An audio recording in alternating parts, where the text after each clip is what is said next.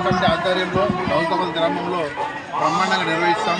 ప్రతి సంవత్సరం నిర్వహించడం ప్రత్యేకత ఏముందంటే ప్రతి సంవత్సరం పోలీస్ స్టేషన్ ఎస్ఐ ఎవరుంటే వాళ్ళ ద్వారా మన తలంబ్రాలు తీసుకొచ్చి కళ్యాణం చేసి ఇక్కడ భోజనాలు ప్రసాదాలు అన్ని తీర్థ ప్రసాదాలు ఉంటాయి.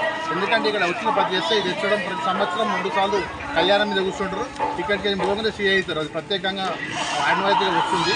అదేవిధంగా ఇక మళ్ళీ భవిష్యత్తులో వచ్చే ఎస్ఐలు కూడా మాకు సహకరించాలని ఆ యువకులు కూడా భగవంతుడి భక్తితో నారాయణతో అంతా ఉండాలని కోరుకుంటున్నాము.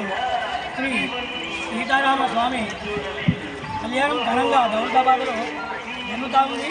గత 20 సంవత్సరాల నుంచి మొత్తం ఇక్కడ జరిగే కార్యక్రమంలో 90% మంది యూత్ పాల్గొనడం సంతోషము. ఇక్కడ సంప్రదాయం ప్రకారము దౌలతాబాద్ ఎస్ఐ గారు తన సతీమణితో స్వామివారికి ముత్యాల తలంబ్రాలు అత్వాస్త్రాలు సమర్పించడం ఆనవాయితీగా జరుగుతుంది.